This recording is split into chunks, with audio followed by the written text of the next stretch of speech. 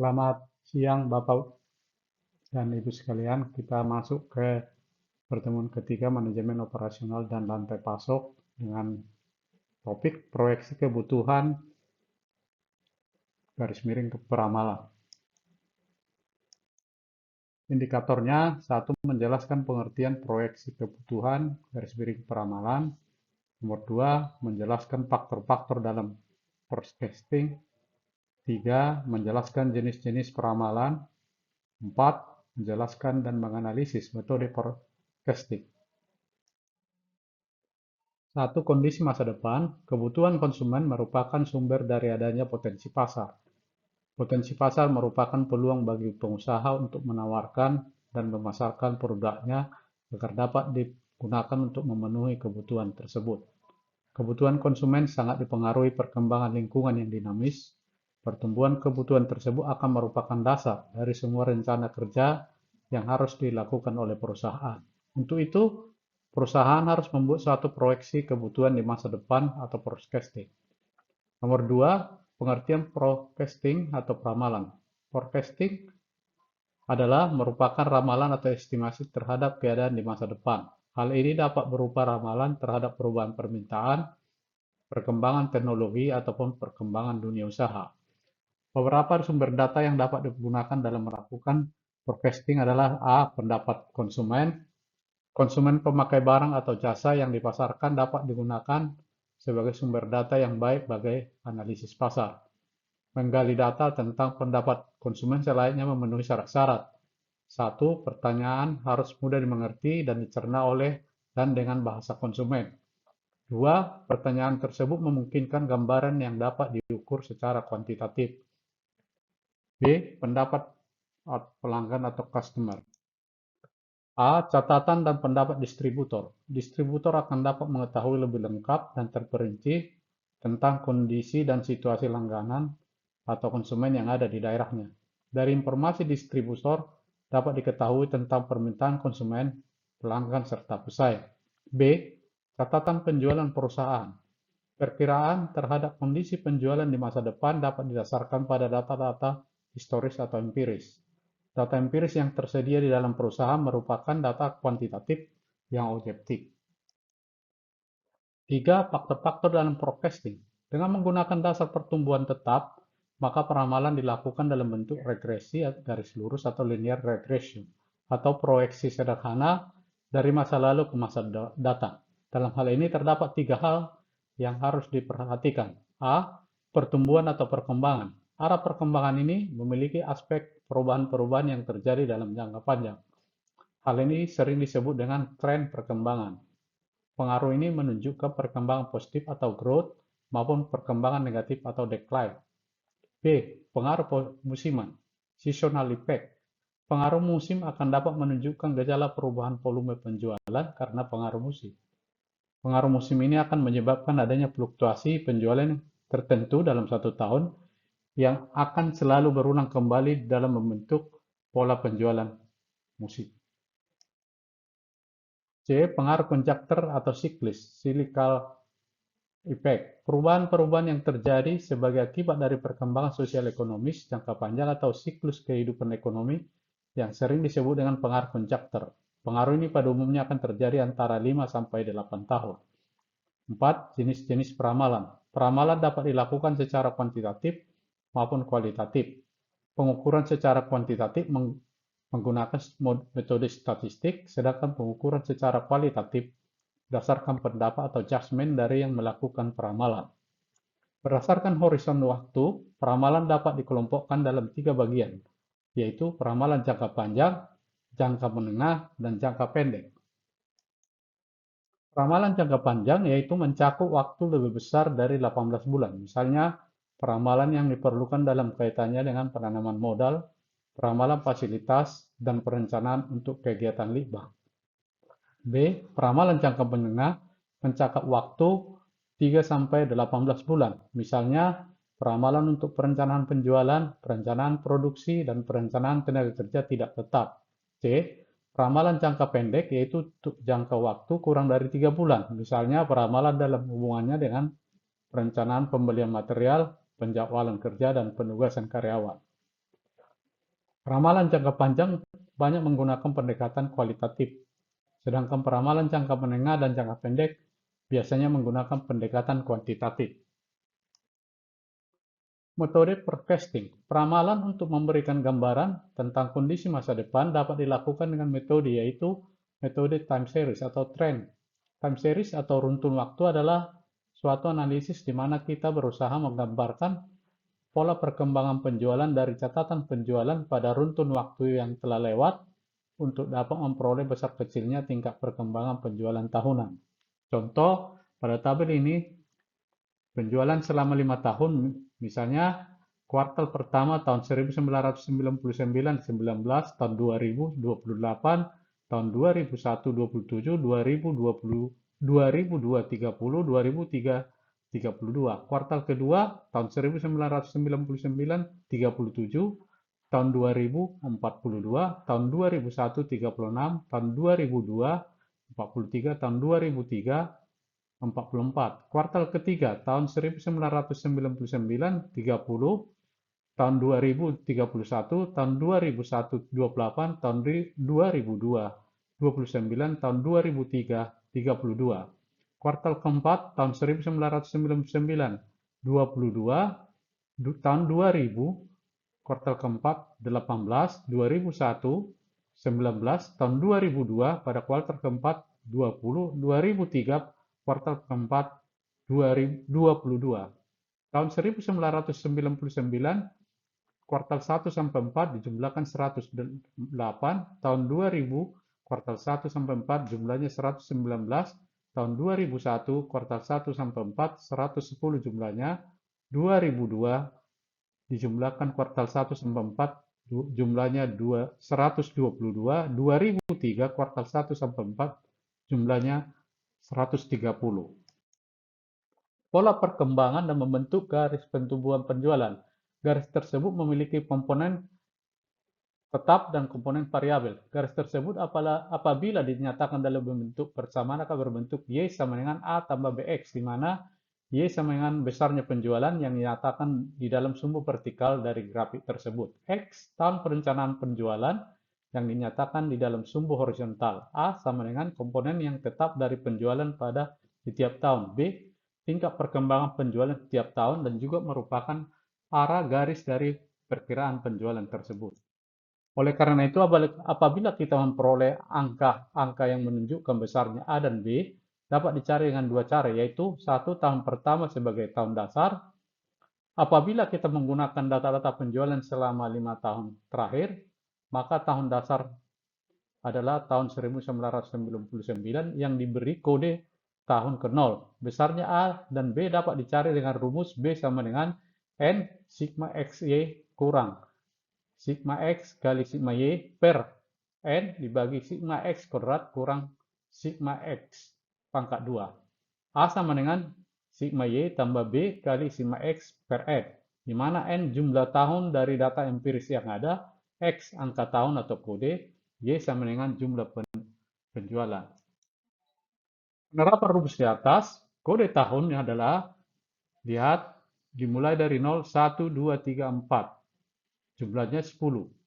Y 108, 119, 110, 122, 130, X kuadrat adalah 0, 1, 2 pangkat 24, 3 pangkat 3, 3 pangkat 29, 4 pangkat 2, 16.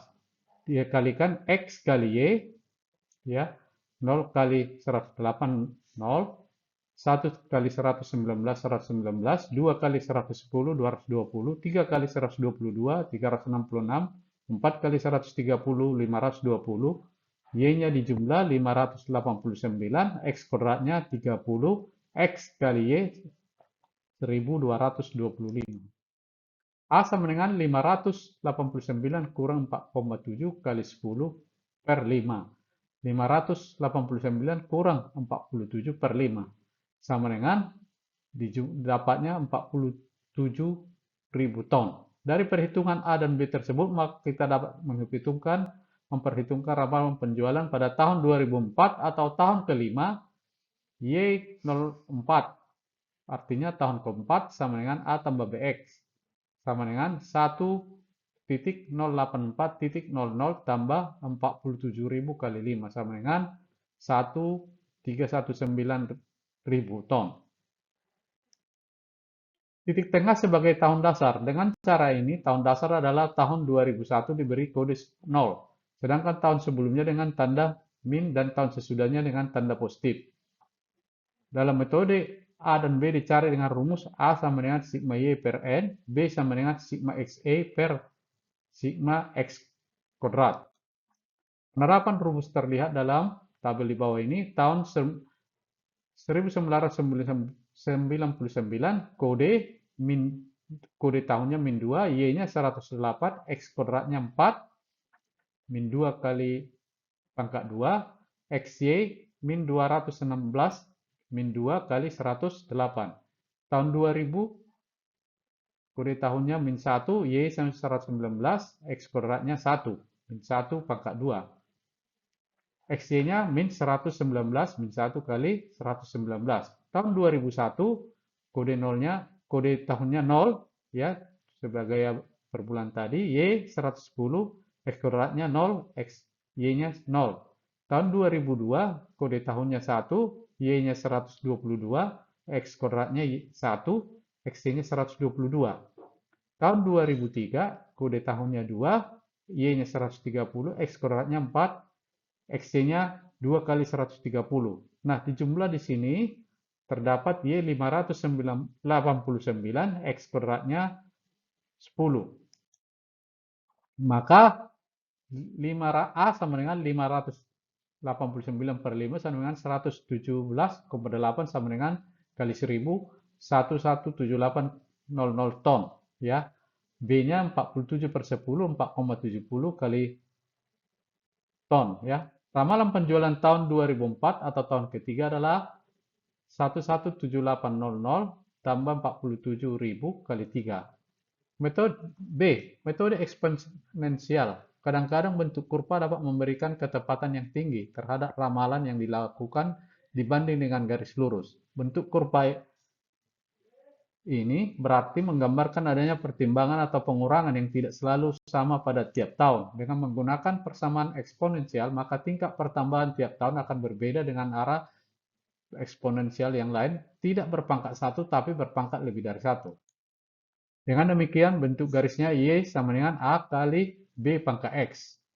Y sama dengan A kali B pangkat X atau log Y sama dengan log A kali B pangkat X. Sama dengan log Y sama dengan log A tambah X pangkat X log B. Ya, ini sifat-sifat dari logaritma. Rumus dalam A dan B, mencari A dan B dinyatakan sebagai berikut. A sama dengan sigma Y per N menjadi log A sama dengan sigma log Y per N. Sedangkan B sama dengan sigma XE per sigma X kuadrat. B sama dengan sigma X log Y, ya, per sigma X kuadrat. Dengan menggunakan rumus eksponensial di bawah tabel sebagai berikut. Tahun 1999, Y-nya 108, X-nya min 2, X kuadratnya sama dengan 4. Ini dari X kuadrat ini ya, min 2 pangkat 2 ya. Log Y-nya sama dengan, ini gunakan logaritma, X log Y sama dengan min 4,00668 dan seterusnya ya. Dijumlahkan, Y-nya dijumlahkan 589, X-nya 0. Ya, ini harus 0 ya. X ya, X kuadratnya sama dengan 10, log Y sama dengan 10,3506, X log Y sama dengan 0,1719.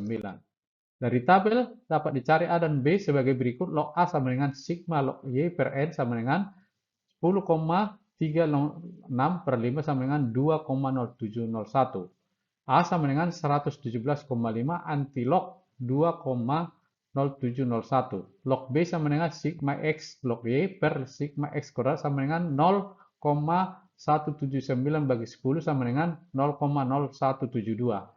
B sama dengan 10404 antilog dari 0172. Persamaan dinyatakan Y04 tahun keempat ya 117,5 tambah 1,04 4X sama dengan Y 04117,5 tambah 3,1212 sama dengan 120,6212 sama dengan 120,621,2 ton. Ya. Metode rata-rata sederhana atau simple average. Metode rata-rata sederhana ini pada dasarnya adalah untuk meramalkan adanya fluktuasi musim dari ramalan penjualan tahunan yang telah diperhitungkan. Metode rata-rata ini berusaha mendapatkan ramalan penjualan bulanan atau mingguan atau triwulan. Tabel data penjualan triwulan selama 5 tahun. Ini lihat tabelnya. Tahun 1999, triwulan pertama 190, triwulan kedua 370, triwulan ketiga 300, triwulan keempat 220, jumlahnya sigmanya 1080. Demikian juga tahun 2003, triwulan pertama 320, triwulan kedua 440, triwulan ketiga 320, triwulan keempat 220, hasilnya 1,3 sekian. Rata-rata triwulan pertama dari 190, 280, 270, 300, 320, jumlahnya 1360. Begitu juga dengan triwulan keempat. Misalnya 220 tahun 1999, tahun 2000 180, tahun 2001 190, tahun 2002 200, tahun 2003 220, jumlahnya 1010. Jumlahnya ini semua 202. Rata-rata ya. Ini dijumlah 1010 dibagi 1, 2, 3, 4, 5. Bagi 5, 202. Begitu juga triwulan pertama 190, 280, 270, 300 tambah 320, jumlahnya 1360, dirata-ratakan dibagi 5. 199, 2000, 2001, 2002, 2003. Itu ada N-nya 5. Bagi 5 sama dengan 272. Dari tabel di atas, maka dapat dihitungkan indeks musiman dengan cara membagi rata-rata triwulan dengan rata-rata dari setiap triwulannya ada. Dengan menggunakan simbol IT indeks triwulan, maka IT1 sama dengan 272 bagi 294,5 sama dengan 0,92. Begitu juga IT4, 202 dibagi 294,5 sama dengan 0,69. Dari angka indeks musiman dapat disusun ramalan penjualan dengan fluktuasi dari tahun 1999 sebagai berikut. Triwulan pertama sama dengan 1,31900 ton per 4 kali 0,92 sama dengan 303.000 ton. Triwulan keempat 1,31900 ton per 4 dikali 0,69 sama dengan 228.000 ton.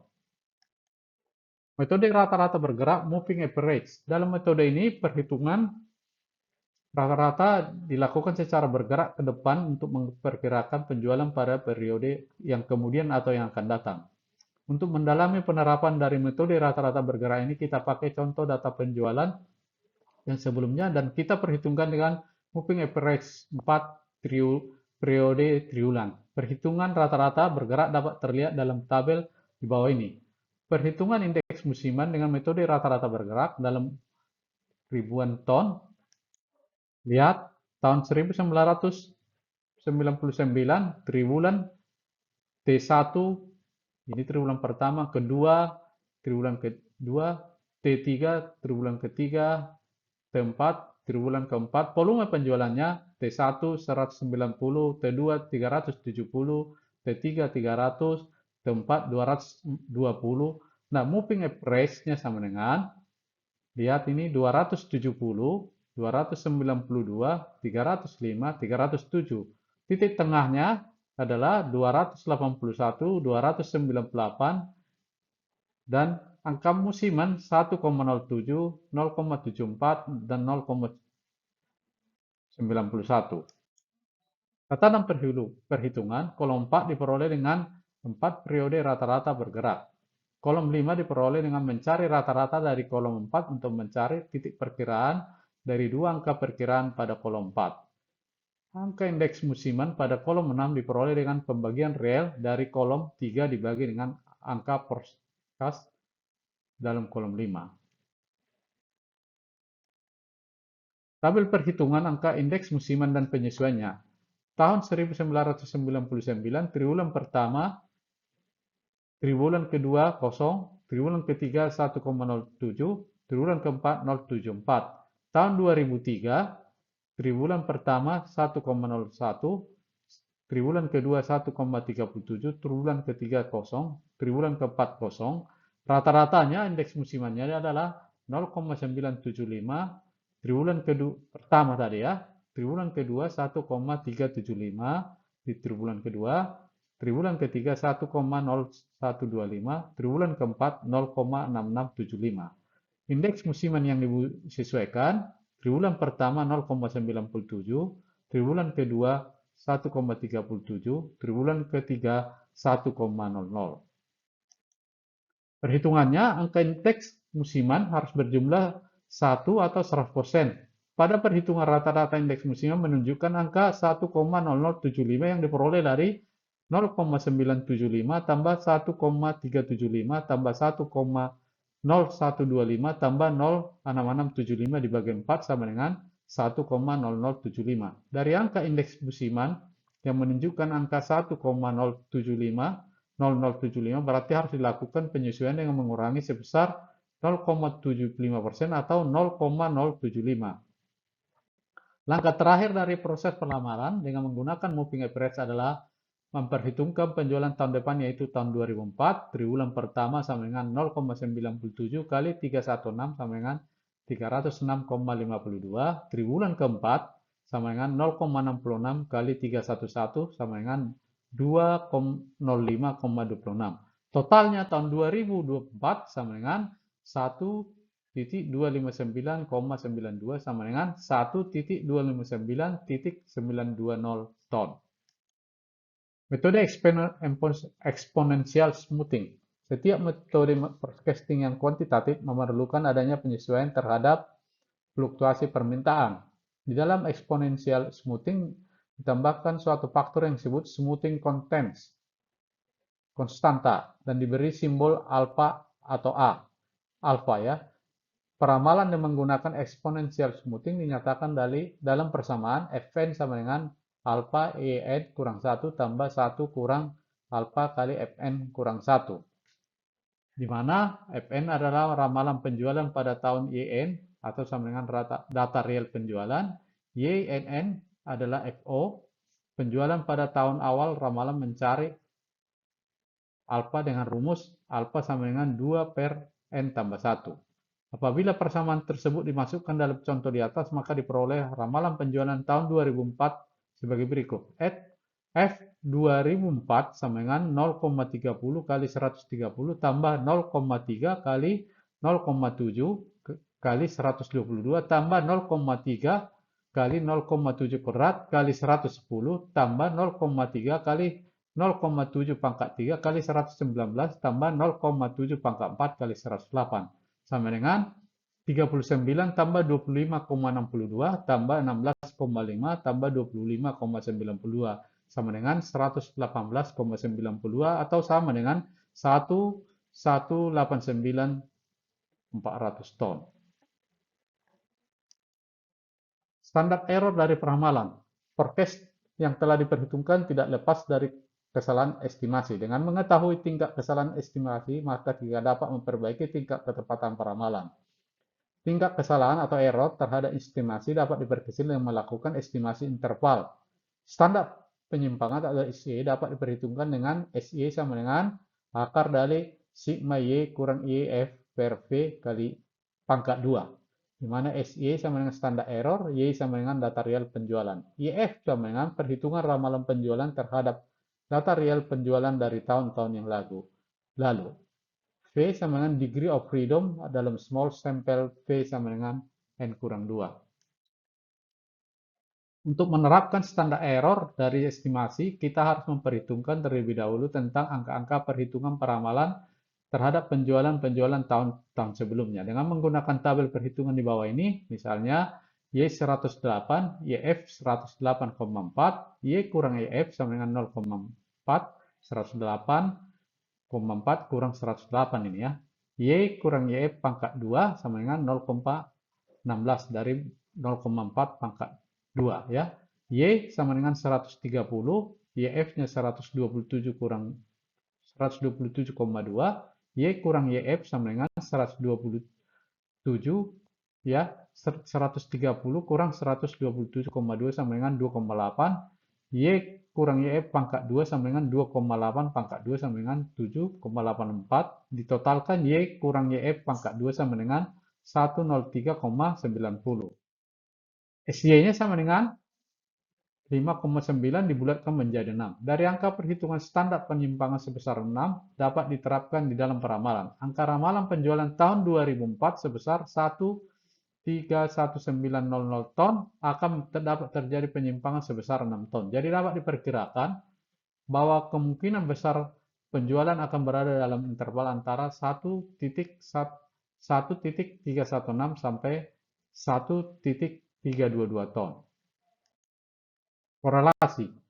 Korelasi merupakan hubungan sebab akibat antara satu faktor dengan faktor yang lain. Misalnya korelasi antara pertambahan penduduk dengan kebutuhan pangan, pertambahan jumlah mahasiswa dengan kebutuhan angkutan kota. Korelasi antara variabel satu dengan variabel yang lain ditentukan dengan suatu angka yang disebut koefisien korelasi yang sering disebut dengan simbol R, di mana R akan terletak antara 0 dan 1, atau R lebih kecil dari atau sama dengan 1 lebih besar dari atau sama dengan 0. Apabila R sama dengan 1 berarti terdapat hubungan yang sangat erat antara dua variabel. Apabila R sama dengan 0 berarti sama sekali tidak ada hubungan antara kedua variabel. Besarnya angka koefisien korelasi dapat dihitung dengan menggunakan rumus R sama dengan N kali sigma X kuadrat kurang sigma X pangkat 2 kali N kali sigma Y kuadrat kurang sigma Y pangkat 2 per akar dari N kali sigma X kuadrat kurang sigma X kuadrat kali akar dari N kali sigma Y kuadrat kurang sigma Y kuadrat. Terima kasih, sekian presentasi kita atau kuliah kita hari ini.